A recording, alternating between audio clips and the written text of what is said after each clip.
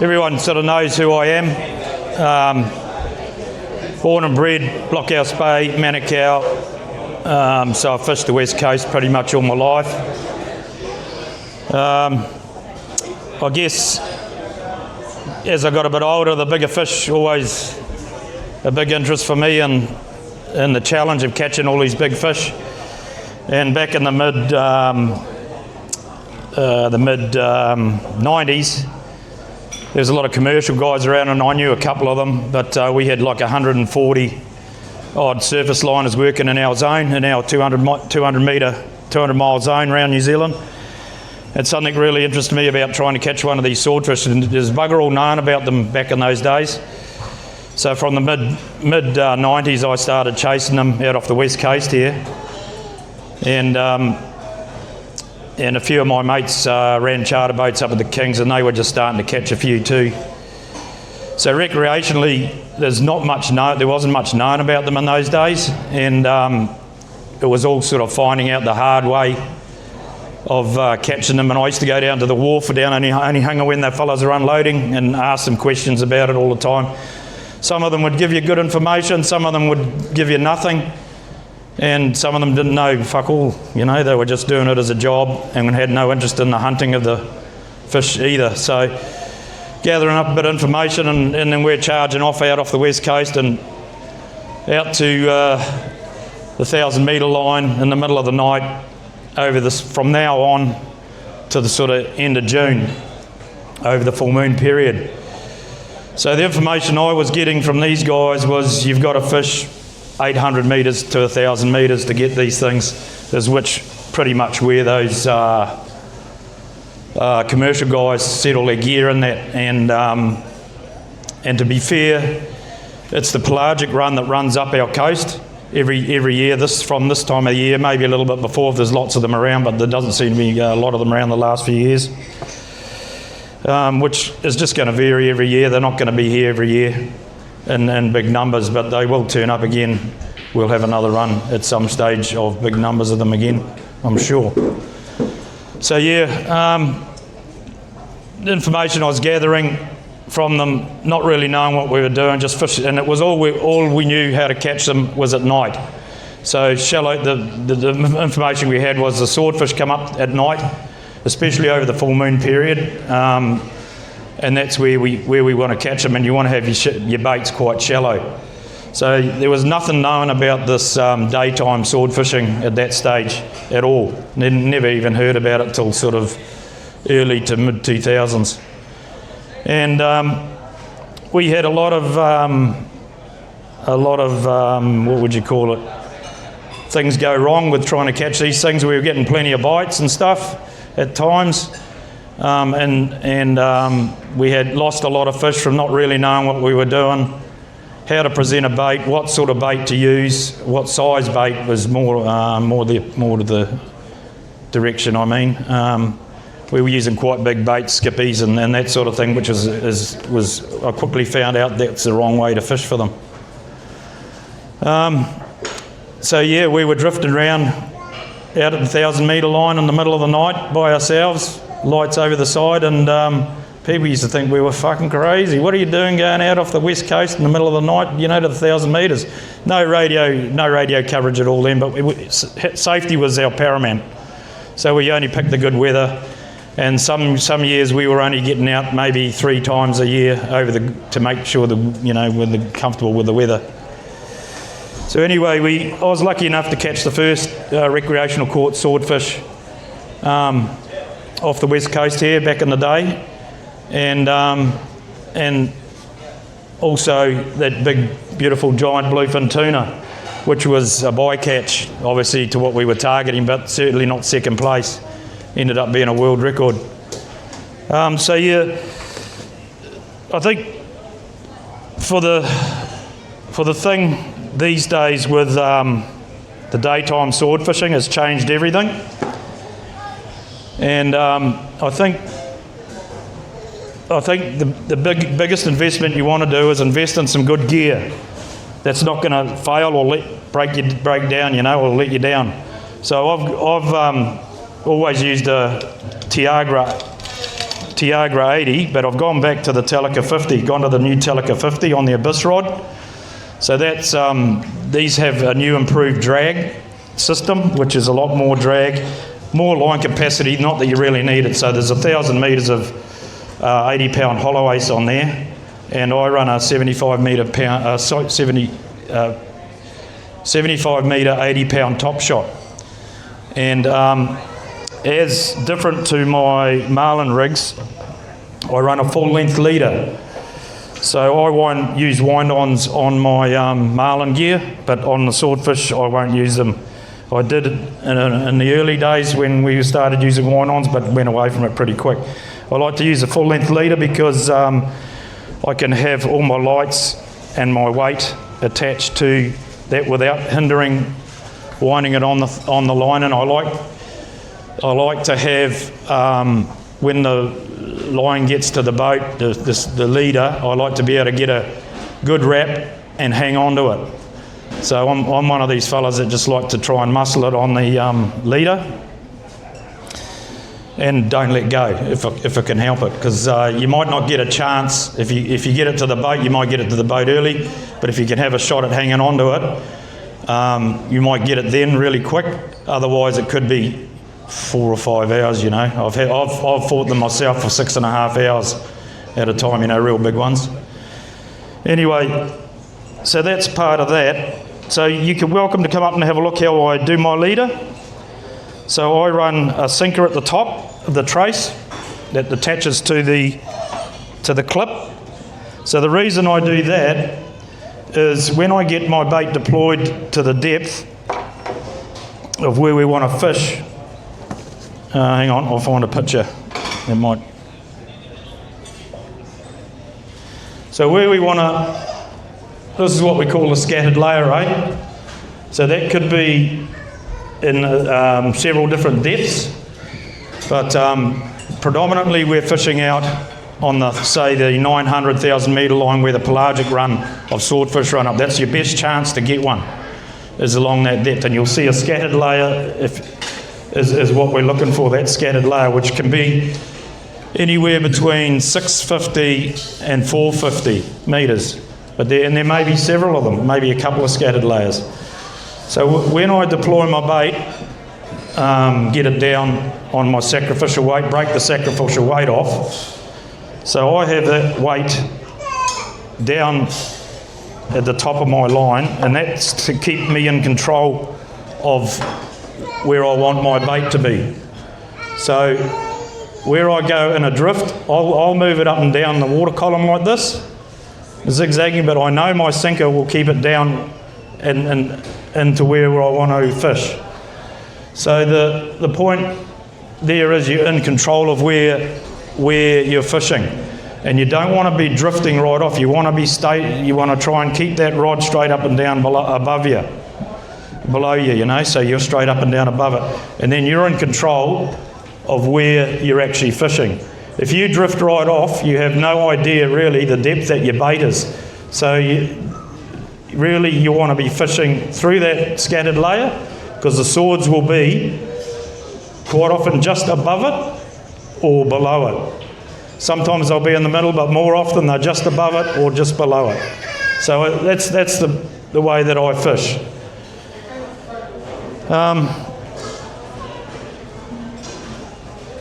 So, is there any questions so far? No? Good. What are we up to? So a sword bite can vary. They can be the littlest, tiniest touch. So you want to. That's why I've gone back to these softer rods, because I was using a lot heavier rod before, and you can't see the bites. Yeah, Sean. Hey, just back there, you have a scattered layer. Yes. Predominantly, what is that? It's feed. Generally feed, but it can also be a lot of rubbish as well, like jellyfishes and stuff like that. But normally that's the feed. So that when you see a denser, more lot of stuff like that with colour in it, yeah, that's actually feed. Okay. So it's a stronger indication that it's actually more. Not always just squid, a mix of. It'll be squids and probably not so much squid that you can identify because squid is hard to identify at that depth. But it's probably more, it could be any sorts of things. There's all sorts of shit down there at that depth. Yeah. But I read Jack Mack's the flavour. Eh? I read back there Jack Mack is the flavour. For me it is, yeah. I'll get to that in a minute. So the other thing too, you can fish structure. So there's a few places out here where I fish structure, and through other parts of New Zealand or in the North Island I fish structure. And really you want the current pushing up onto the structure, and this feed, you can't, that's just a flat bottom there at the moment, but if there's a bit of structure there and there's a feed on the edge there, you want to be fishing just above the feed. So you can deploy your baits a couple of ways, on a breakaway like I do, or you can use a hook on a weight and hit the bottom and then it'll fall off. You've probably seen them on YouTube on some different things. But that's a couple of different ways when you're fishing in shallower. But if you're going to start fishing for your first time, you're probably better to go out to that 800 to the 1,000 metre plus, but make sure you have your safety is paramount, enough fuel, your boat's in good condition and that, and maybe you're with someone else to back you up, you know. So back in the day, and another tip, and you'll still catch them at night, but what we found is that there is a lot more fish that sort of live down in those depths and don't come to the surface. So there's a lot more generally that are there, and the ones that when you get them at night, unless there's a ton of them around in that small part of the water column, you know, the water, there's you'll get less bites. But when I'm fishing at night, I'll only put out one bait these days because I've trialled all sorts of different ways. We've towed baits on a downrigger and put several baits out at different depths, but what I found works the best, you've got your boat, you've got your underwater lights, and that's the key thing to attracting all the feed, the squids or whatever, and swords are attracted to that light as well. So we put one bait down at 30 metres with just one light stick, and that's it. And I'll usually, if I can get a fresh squid, I'll use that for a bait. And the last probably half a dozen I've caught at night has been 100% hookup rate with just a squid and that at 30 metres, a bait at 30 metres. So it is pretty successful. And of course, you can come and have a look at this rig, but that's me normal rig, a 14 baro circle hook.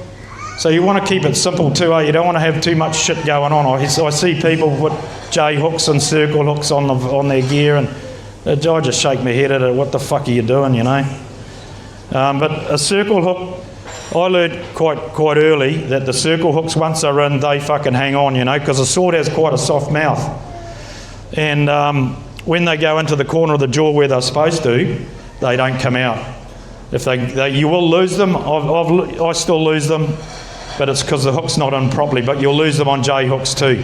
And the problem with a J hook, if you get them down the guts, the thing won't fight very well either. But it can quite often just pull and rip its guts, and the fish will die. And you'll lose if it gets away, you know, it'll die. So a circle hook is good security for me, and I've used them for years. And I wouldn't change anything now.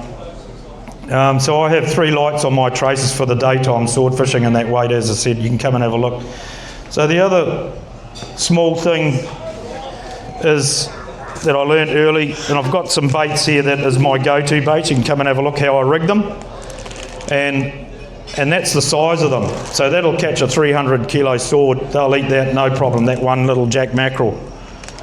If they're there, you know. They don't need to be big baits. The problem with a big bait with a swordfish is that it comes in, especially if you had a big skippy on it, so it'll whack it and maybe cut it in half, and it'll swim around and it'll eat these bits of shit, and then it can quite often get tangled in your gear, and you think you got it on, and then you lose it and you don't know really why, but it's probably more than likely it's tangled in it. But what we have with a smaller bait like that is that the fish is attracted to the lot by the lights, and it sees it, and it's a bait that it can just inhale. Swordfish are induction feeders, so they don't actually chew anything. They either will inhale it, which they suck it in like a harp hooker, because they haven't got teeth to chew anything. So that's the key thing, is what you want them to do is to see that bait, and if they do whack it, it's fine, but what you really want them to do is just to inhale it in one go, get it down, and then when you know there's a bite, you put the weight on it and you try and hook it and pull it into the corner of the jaw. Any questions? Yeah. Yo. When you're seeing your bites on that, at what point do you start winding to set the hook? I like to see if it's actually continuous biting or it's just a one whack. So if the fish does one whack and does nothing, I tease it up. So you want to tease it up. So give it a crank like 10 or 15 metres at real high speed, and what that does, it can tease the fish up. So they get quite excited, and then they'll aggressively come up and have another go at that bait. So I've had them do it half a dozen times before we've actually hooked it, and they'll come and whack it, and then you got to tease and tease and tease, and then finally they'll get so angry at it they'll just inhale it, and then you've got them on, hopefully. Yeah. So they can be quite fickle sometimes, but when they're on the chew, they're like anything, any fish, they can be there and they won't be on the chew. Then all of a sudden they'll come on the chew, and then another hour they'll go off the chew, but they'll still be there, So it's like any other fish, and the key thing is obviously when they're on the chew, you want to get at them as much as you can. So it can be pretty full-on fishing for 2 or 3 hours if you get a couple. I think we got 4 in one day. We got 4 in 3 hours, and it was just like night and day. They were there. They come on the chew hard, got back, got that one, got back, got another one, and then all of a sudden they went off. The next day they come on the chew. An hour later. And we got another couple, and then they just went off the chew again. So they're obviously there and just don't chew all the time. So for me, I find with the daytime sword fishing that on the coast, on a couple of my spots there, the best time where we consistently get bites is like from 2 o'clock to 4 o'clock in the afternoon. I have caught them in different parts of the day, but that's consistently the best bite for me. So what else we got? Has anyone got any questions?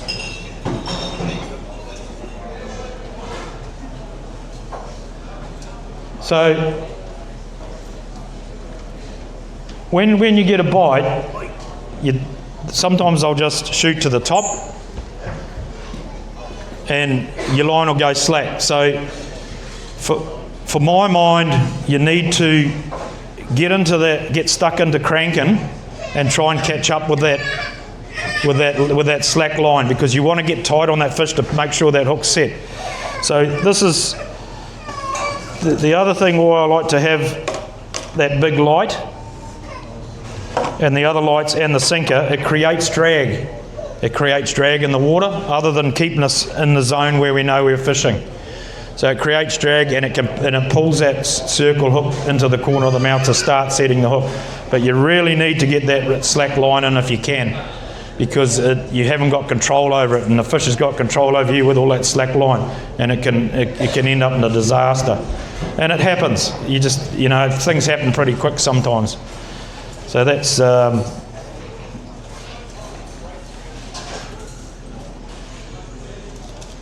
where we're up to.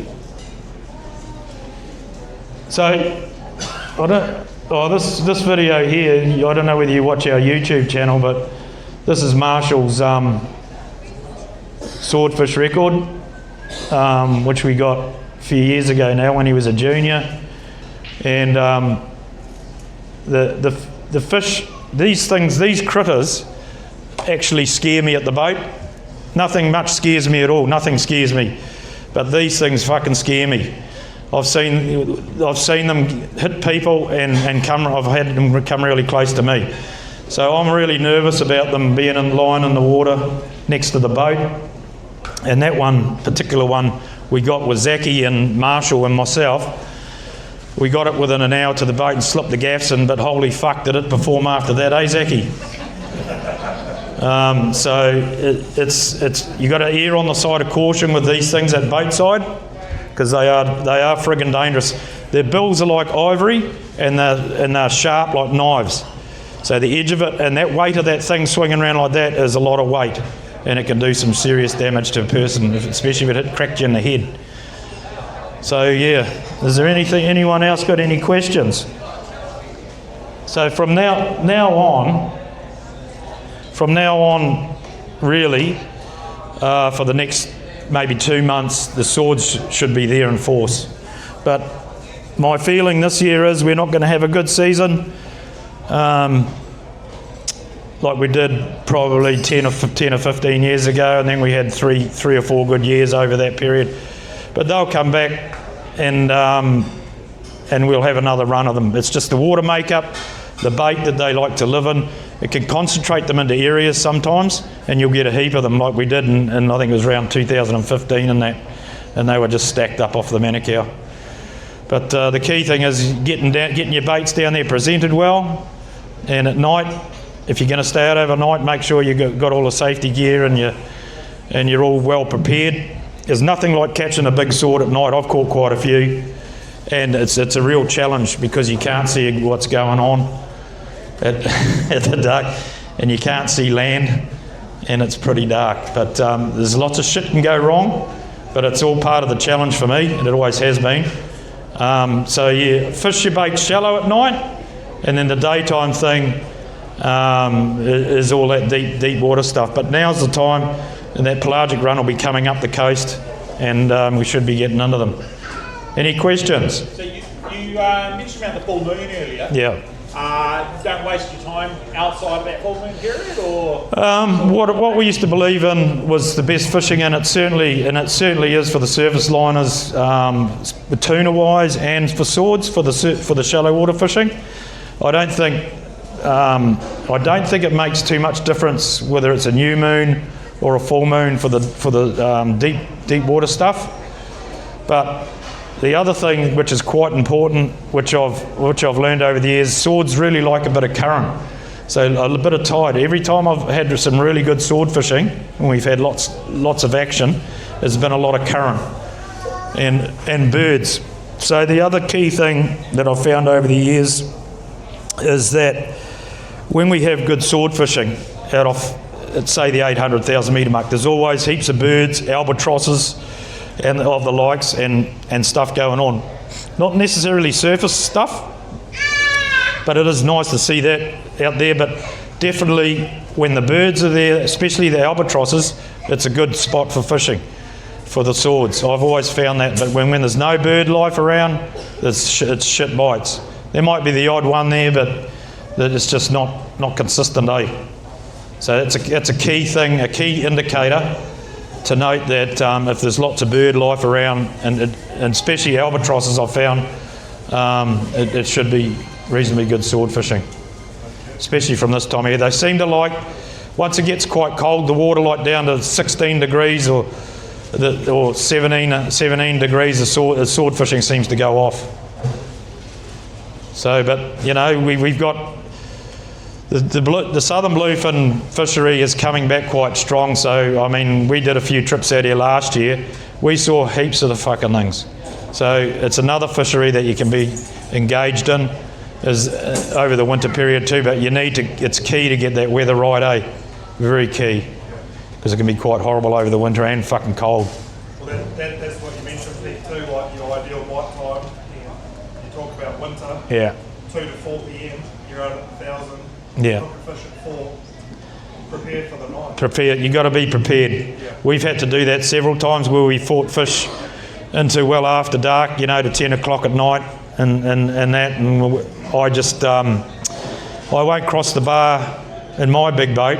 My boat's well equipped with radar, all the gear, and it's all the safety gear. I won't bother coming back in unless it's slack water and like a metre swell, you know. There's no point in risking anything. Just anchor up off the shelf, off the coast, and 40 metres or something, or 30 metres. Wait till daylight. But be prepared for a long haul if you get these things on, because it can go on for hours. So I generally, when we're fighting the fish, if we get a bite, we got one on, we know we got one on.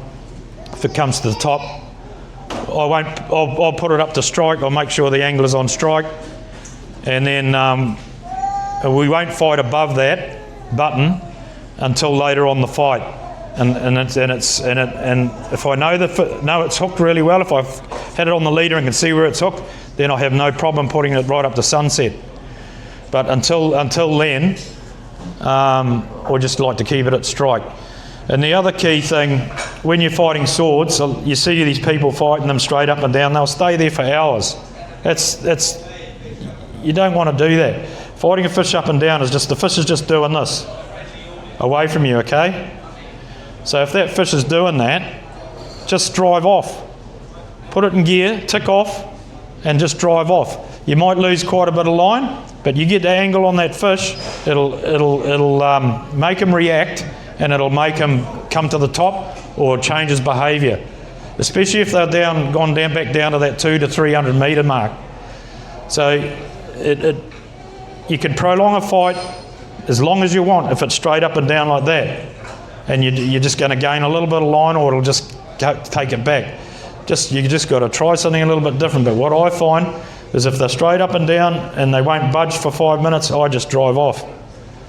No, it doesn't worry me about losing a whole lot of line. You get it back, but you got to make that fish react. So you might lose 200 metres of line and be way up there, but you'll find that angle on that line will come, and that fish will come up and react. And then you rip down on it. Okay, it's another little point. For any fish, not necessarily swords. Not necessarily swords. We do that with stripes too, and marlin and blues. So if it's dogging down, I just let them swim off and just stay stationary and lose a bit of line, get that angle, or I change sides from which way we're pulling it. But generally I'll just let it go off, and let 50 or 100 metres of line on a striped marlin or a blue, and go out, and then you'll find it'll come up, because it's just the way that they don't like that. If it's straight up and down, if you're straight above them, they can just dig down like that and continually. Any more questions? So you're welcome to come up and have a look at my gear, check the baits out. So the reason I use jack mackerels, I cut all the fins off and all the spikes. So and you can have a look at how I rig it. I'll just get it out of the bag, and is because when I rig them and the fish is eating it, I want it to come back out as easy as possible without too much interference from it snagging on the inside of the throat or anything. And my other favourite bait is a carwai fillet. So I'll fillet a carwai, then I'll put a knife line down it, and then I'll fold it back to back on the skin, stitch it up all the way down, and then I'll put that squid tube over it. But those are my two favourite baits, and one of the reasons is I like using those because we can always get jack mackerels fresh out here, and the fresh baits are firm and they look good, presentable. But swords when they're on the chew, they're like snappers. A snapper will eat a dirty old tomato skin on your hook when they're on the chew, at the right time of the season, and swords will too when there's multiple swords around and they're competing over a bait. So yeah, but that's pretty much it in what we do on my boat. So you guys might do something a little bit different, but we're pretty consistent at catching the shit. So there you go. Any other questions? Invest in some good gear, and if you look after your good gear, it'll last you a lifetime too, eh?